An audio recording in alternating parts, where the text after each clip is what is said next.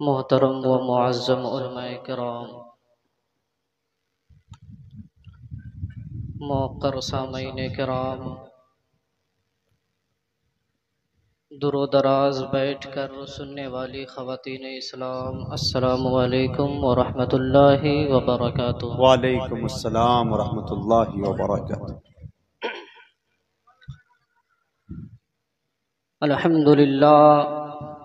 الحمد للہ کفا والصلاة والسلام علی عبادہ الذین اصطفیٰ، اما بعد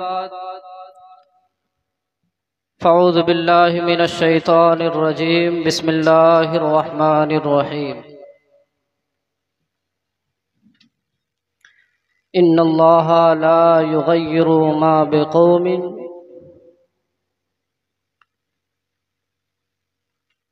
حتی یغیروا ما بانفسہم۔ صدق اللہ العظیم وصدق رسولہ النبی الامین المعین المتین الکریم، ونحن علی ذلک لمن الشاہدین والشاکرین والذاکرین، والحمد للہ رب العالمین۔ حضرات گرامی، میں نے جس آیت کریمہ کی تلاوت کرنے کا شرف حاصل کیا، ملک کے حالات کے پیش نظر آج جو مصائب و آلام ہم پر ڈھائے جا رہے ہیں، ہماری خواتین کی عصمت دری ہو رہی ہے، ہمارے گھروں پہ قبضہ کیا جا رہا ہے، ان حالات کو مد نظر رکھتے ہوئے میں نے قرآن مجید کی آیت کریمہ تلاوت کرنے کا شرف حاصل کیا۔ اس آیت کریمہ کے متعلق بڑی تیزی کے ساتھ آپ کو دو تین باتیں بتاؤں گا۔ لمبا چوڑا وقت نہیں ملا ہے، مختصر وقت میں قیمتی باتیں آپ تک پہنچا کر میں رخصت ہو جاؤں گا۔ آئیے ان باتوں کو جاننے سے قبل ہم سب مل کر اپنے آقا کائنات، فخر موجودات، احمد مجتبی محمد مصطفیٰ صلی اللہ تعالی علیہ وسلم کی بارگاہ بے کس پناہ میں جھوم جھوم کر درود شریف پڑھیں۔ اللہم صلی علی سیدنا شفیعنا حبیبنا مولانا محمد معدن الجود والکرم وآلہ وبارک وسلم، صلو علیہ صلاۃ وسلام علیک یا رسول اللہ صلی اللہ تعالی علیہ وآلہ وسلم۔ حضرات گرامی، ابھی ہم سے قبل آپ نے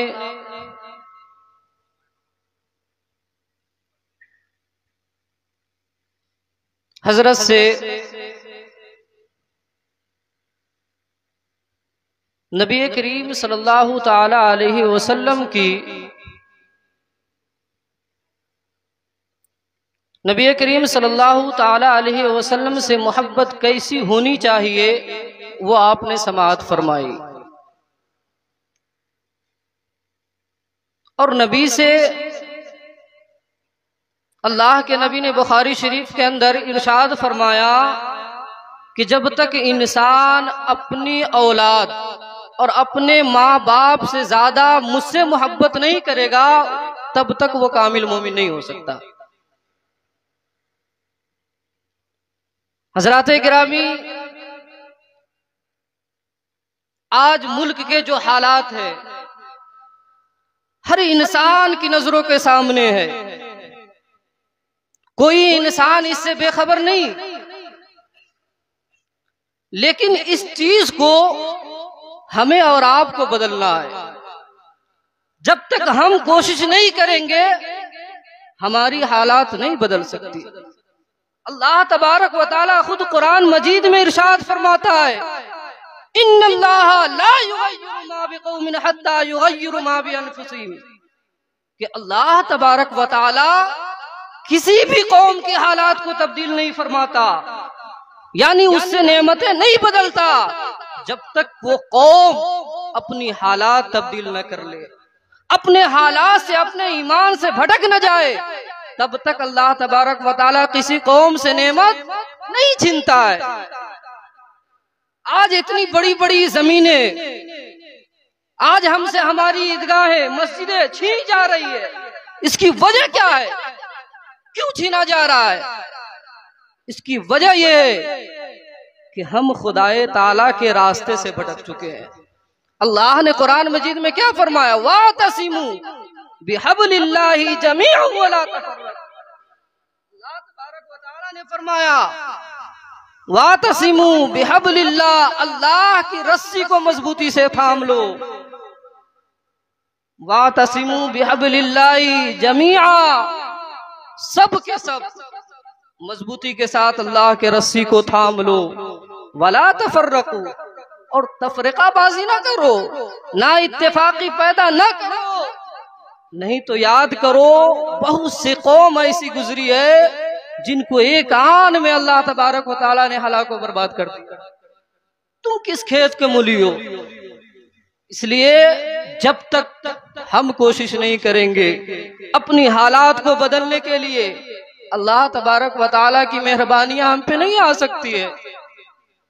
اللہ تبارک و تعالیٰ ارشاد فرماتا ہے فَإِذَا أَرَادَ اللَّهُ بِقَوْمٍ سُوءًا فَلَا مَرَدَّ لَهُ، اللہ تبارک و تعالیٰ فرماتا ہے کہ اللہ تبارک و تعالیٰ جس قوم سے بدبختی کا ارادہ فرما لیتا ہے، پھر اس کا کوئی حمایتی نہیں ملتا، پھر اسے کوئی راہ راست پر نہیں لا سکتا۔ اللہ تبارک و تعالیٰ جسے گمراہ کر دیتا ہے وہ زندگی پر گمراہ رہتا ہے۔ اللہ تبارک و تعالیٰ فرماتا ہے ختم اللہ علی قلوبہم، ہم نے کافروں کے دلوں پہ مہر لگا دیا ہے، وہ حق نہیں سن سکتا ہے۔ ختم اللہ علی قلوبہم وعلی سمعہم، وہ حق نہیں سن سکتا ہے، وعلی ابصارہم، وہ حق کو نہیں دیکھ سکتا، نہیں پہچان سکتا ہے۔ اللہ تبارک و تعالیٰ نے ہمیں ہر چیز کا طریقہ بتایا، لیکن چلنا کسے ہے؟ ہمیں اور آپ کو کوشش کرنی ہے۔ ملک کے حالات، جس ملک کو بچانے کے لیے ہمارے علماء کرام نے قربانیاں دی، جس خانقاہوں کو بچانے کے لیے، جس عیدگاہ کو، جس مسجدوں کو آباد رکھنے کے لیے ہمارے علماء کرام نے قربانیاں پیش کی، تاریخ کا جائزہ لے آپ کو پتا چلے گا کہ دلی کے انڈیا گیٹ سے پشاور اور کنیا کماری تک کوئی ایسا درخت نہیں تھا جو آزادی ہند کی لڑائی لڑی گئی تھی، اس میں کوئی ایسا درخت نہیں تھا جس میں علماء کرام کی لاش نہ لٹکی ہو۔ یہ علماء کرام اتنے مصائب و آلام جھیلنے کے بعد ہمیں اس وطن کو آباد کر کے ہمیں اس کی حفاظت کرنے کے لیے دیا ہے، لیکن آج ہم اور آپ اس کی حفاظت نہیں کر پا رہے ہیں۔ ہم سے کچھ نہیں ہو رہا ہے، سوائے کھانے پینے اور سونے کے علاوہ ہم سے کوئی کام نہیں ہو رہا ہے۔ دین کی خدمت کا جذبہ ہونا چاہیے۔ اس علماء کرام جنہوں نے اس ہندوستان کو آزاد کرایا، حضرت مولانا کفایت اللہ کافی رحمت اللہ علیہ، انہیں مراد آباد کے چوراہے پر پھانسی دی گئی۔ اس وقت ان سے پوچھا گیا تھا اے مولانا بتاؤ تمہاری آخری خواہش کیا ہے؟ بتاؤ تمہاری آخری خواہش کیا ہے؟ وہ چاہتے تو کہتے میرے آباء و اجداد کو اتنی زمینیں دے دو کہ یہ زندگی پر بیٹھ کر کھائے، لیکن اپنی خواہش یہ نہیں ظاہر کی کہ ہمیں زمین چاہیے، ہمارے آباء و اجداد کی جان چاہیے، نہیں، بلکہ صرف اور صرف یہ خواہش کی کہ ہمیں چاہیے تو رسول کی محبت چاہیے۔ اس وقت انہوں نے ایک شعر پڑھا تھا کہ کوئی گل باقی رہے گا نہ چمن رہ جائے گا، پر رسول اللہ کا دین حسن رہ جائے گا۔ یہ مولانا کفایت اللہ کافی رحمت اللہ علیہ جنہوں نے آزادی ہند کی لڑائی میں اپنی جان قربان کر دی، آج ہم سے ایک میسج جو نہایت چھوٹا سا کام ہے، یہ ہم سے نہیں ہو رہا ہے۔ آج وقت ترمیمی بل 2024 ہو سکتا ہے کافروں کی ناپاک سازش کامیاب ہو جائے، پھر ہم کیا کریں گے؟ ہماری خانقاہیں، ہماری عیدگاہیں، ہماری مسجدیں سب ہم سے چلی جائے گی، پھر اس وقت رونا روئیں گے۔ آج ہمیں مہلت دی گئی ہے کہ تم ایک میسج کے ذریعے آپ یہ ظاہر کر سکتے ہیں کہ ہم کتنے متحد ہیں، لیکن ہم سے یہ بھی پار نہیں لگتا۔ وطن سے محبت یہ نبی کی سنت ہے۔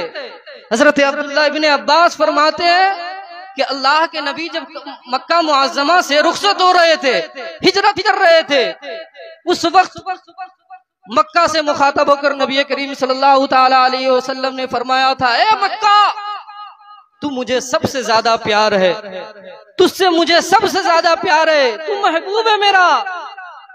اگر میری قوم تجھ سے نہ نکالتا، میری قوم مجھے اس مکے میں پریشان نہ کرتا، تو میں تجھے چھوڑ کے کبھی نہیں جاتا۔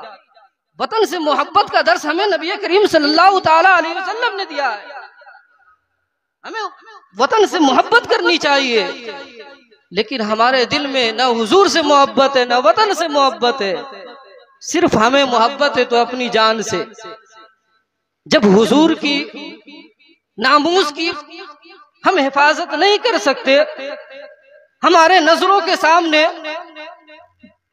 نبی کریم صلی اللہ تعالی علیہ وسلم کی عزت پہ انگلیاں اٹھے اور ہم کچھ نہیں کر سکتے، تو ایسی جان لے کر ہمیں کیا فائدہ؟ جس جان سے ہم کچھ نہ کر سکے، اس جان کو لے کر ہمیں کیا فائدہ؟ درود پاک پڑھی، اللہم صلی علی سیدنا شفیعنا حبیبنا مولانا محمد بارک وسلم، صلو علیہ صلاۃ و سلام علیک یا رسول اللہ صلی اللہ تعالی علیہ وسلم۔ حضرات، ایک بات اور بتا کر میں رخصت ہونا چاہتا ہوں۔ یاد رکھیے، اگر ہم اور آپ آج کوشش نہیں کریں گے تو دن بدن ہم گڑھے میں گرتے جائیں گے، دن بدن ہم پر مصیبت و مشکلات آتا رہے گا۔ اللہ تبارک و تعالی ارشاد فرماتا ہے، متحد ہو جاؤ۔ شاعر کہتا ہے، متحد ہو تو بدل ڈالو نظام دنیا، منتشر ہو تو مرو شور مچاتے کیوں ہو؟ منتشر ہو تو مرو شور مچاتے کیوں ہو؟ اس لیے متحد ہو جائیے۔ خدا کا پیغام ہے، نبی کا پیغام ہے۔ اللہ تبارک و تعالیٰ نے کہیں بھی یہ ارشاد نہیں فرمایا کہ بٹے بٹے رہو۔ اللہ تبارک و تعالیٰ ہر جگہ یہی ارشاد فرمایا کہ متحد رہو۔ اگر تم متحد رہو گے تو فاروق اعظم کے زمانے میں کیسر و کسرا جیسی حکومت فتح ہوئی تھی، تمہارے سامنے یہ حکومت ایک چیٹی کی مثل ہے۔ لیکن یہ کب ہوگا؟ جب ہم متحد ہوں گے، ہمارے اندر اتحاد ہوگا، ہمارے اندر اتفاق ہوگا، تبھی جا کر ہم نظام دنیا کو بدل سکتے ہیں۔ لیکن منتشر رہیں گے تو کچھ نہیں ہو سکتا۔ انہی باتوں پہ میں اپنی گفتگو ختم کرتا ہوں۔ اللہ تبارک و تعالیٰ کی بارگاہ میں دعا ہے کہ اللہ تبارک و تعالیٰ ہم سب کو اتحاد و اتفاق کے ساتھ زندگی بسر کرنے کی توفیق عطا فرمائے۔ آمین وآخر دعوانا ان الحمدللہ رب العالمین۔ السلام علیکم۔